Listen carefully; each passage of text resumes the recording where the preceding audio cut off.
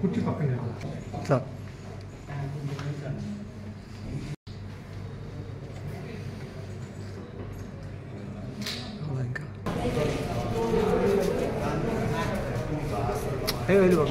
పక్కరా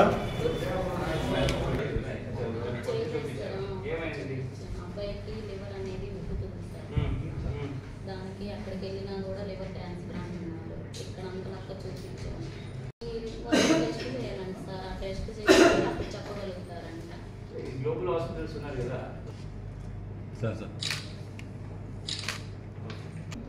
సరే, ఇది బ్యాంక్ అకౌంట్లో డిపాజిట్ చేసుకో. బ్యాంక్ అకౌంట్ ఉందా? దాన్ని డిపాజిట్ చేసుకో. పెన్షన్ వస్తుంది. పెన్షన్ వస్తుంది సార్.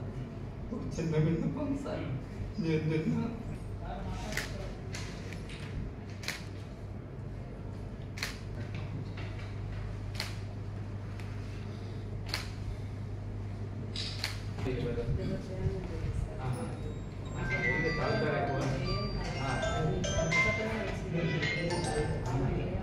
లేదు, ఇప్పుడు ఎలా ఉన్నారు? మీరు ఏ పని చేస్తున్నారా? మా స్టాఫ్ పిల్లలు ఉన్నారా? ఏం చేస్తారు పిల్లలు? ఏం పని చేస్తున్నారా? చదువుతున్నాను.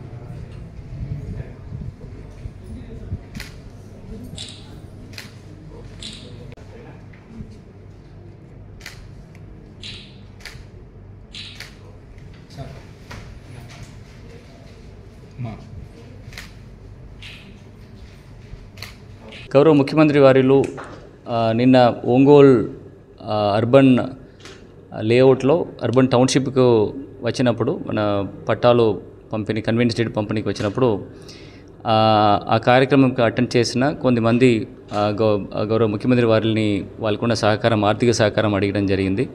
సో దాంట్లో మొత్తం ఒక 12 మెంబర్స్ వాళ్ళని ముఖ్యమంత్రి గారు ఆ లొకేషన్స్లోనే ఐడెంటిఫై చేసేసి వాళ్ళు బాధ వినడం జరిగింది.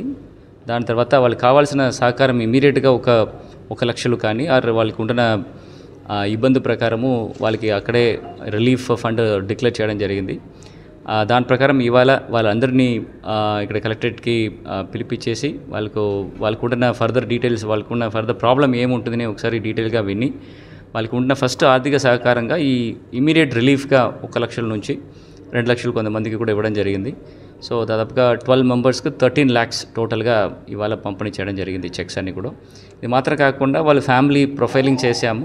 వాళ్ళకి ఇది కాకుండా ఏమేమి సహకారం చేయవచ్చు గవర్నమెంట్ నుండి, any kind of further medical assistants మన ఆరోగ్యశ్రీ ద్వారా ఏం చేయవచ్చు, ఆర్ ఎనీ స్పెషల్ కేసెస్ ముఖ్యమంత్రి గారు ఈ రిలీఫ్ ఫండ్ కింద రెఫర్ చేసేసి ఎనీ అదర్ స్పెషల్ రెఫరెన్సెస్ చేయవచ్చా లేదని గురించి కూడా డిఎంహెచ్ఓ గారికి డీసీ ఆరోగ్యశ్రీకి ఆదేశం ఇస్తున్నాము. పిల్లలు ఏదైనా బాధలు ఉంటే వాళ్ళ తల్లిదండ్రులకి ఏదైనా ఆర్థిక సహకారంతో పాటు ఏదైనా ఉపాధి కలిగించడానికి కూడా ఒకసారి ఎగ్జామిన్ చేస్తున్నాము.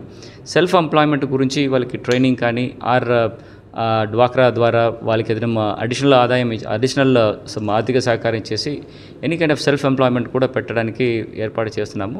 సో ఖచ్చితంగా సీఎం గారు ఇచ్చిన ఈ సూచనల ప్రకారము వాళ్ళ ఫ్యామిలీస్ అందరికీ కూడా ఒక శాశ్వతంగా ఏదైనా సహకారం చేయడానికి ఒక ప్లాన్ కూడా ప్రిపేర్ చేయడం జరిగింది. ఖచ్చితంగా వాళ్ళందరూ కూడా నా ద్వారా ముఖ్యమంత్రి గారికి కృతజ్ఞతలు తెలియచేయడం జరిగింది. ఖచ్చితంగా ఈ కేసెస్ మళ్ళీ ఫాలోఅప్ చేసేసి వాళ్ళకి కావాల్సిన పూర్తి సహకారము అండ్ గవర్నమెంట్ ద్వారా వచ్చిన ప్రతి ఒక్క స్కీమ్ కూడా అందించడం ఎన్షూర్ చేయడం జరుగుతుంది. టంగుటూరు మాది, టంగుటూరు నుంచి వచ్చాను నేను. మా బాబుకి 2 years నుంచి, ఇంతకుముందు 2 years బ్యాక్ హెల్త్ బాగాలేనప్పుడు నా స్వయంగా నేను అప్పు చేసి 3 lakhs లోపు అయింది. నేను బిడ్డను బతికించుకున్నాను. అయితే నాకు అప్పుడు ఏ సహాయం అనేది అందలేదన్నమాట. నేను నిజామాపట్నం, బాపట్ల జిల్లా నిజామాపట్నం సీఎం గారు వచ్చినప్పుడు డైరెక్ట్గా ఎవరి రికమెండేషన్ లేకుండా వెళ్ళినప్పుడు వెంటనే నా ఆర్థిక పరిస్థితిని గమనించి తక్షణమే నాకు 1 lakh మన జిల్లా కలెక్టర్ గారి ద్వారా ఒంగోలులో చెక్ ఇప్పించారు. అలాగే అది మళ్ళీ పైకి పంపిస్తుంటే అప్రూవల్ అవ్వట్లేదు అంటున్నారు సెకండ్ బిల్లు. నిన్న మళ్ళీ ఒంగోలు ఇళ్ల పట్టాలు కార్యక్రమానికి వచ్చినప్పుడు సీఎం గారు నేను డైరెక్ట్గా మళ్ళీ ఎప్పుడైతే ఎలా కలిసానో అలానే మళ్ళీ కలిసిన వెంటనే మళ్ళీ నాకు రెండో చెక్ అనేది మళ్ళీ శాంక్షన్ చేశారు. అదే కాదు, నాకు ఈ ప్రభుత్వం వచ్చిన తర్వాత ఫస్ట్ నాకు ఇల్లు అనేదే లేదు, ఇళ్ళ పట్ట అందుకున్నాను. సెకండ్ టైం నాకు కాలు ఆపరేషన్కి బిల్లు మంచి ప్రైవేట్ హాస్పిటల్లో జరిగింది. ఇంకోటి వచ్చేసి నా బిడ్డలిద్దరు చదువుకోవడానికి, పిల్లలిద్దరికి అమ్మఒడి, నా భర్తకి స్కాలర్షిప్, కాలేజీ ఫీజు చదువుకోవడానికి వాళ్ళ అమ్మ అకౌంట్లో. ఇంకోటి వచ్చేసి నాకు రుణమాఫీ అన్నమాట.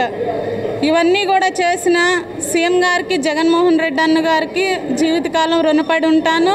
ఇలాంటి ప్రభుత్వం కావాలని కోరుకుంటూ, అలాగే మాకు ఇంతగా అర్థం చేసుకొని మా ఆర్థిక పరిస్థితిని ఇంత దగ్గరలో మాకుంటున్న జాయింట్ కలెక్టర్ గారికి కూడా నా ధన్యవాదాలు తెలియపరుస్తున్నాను.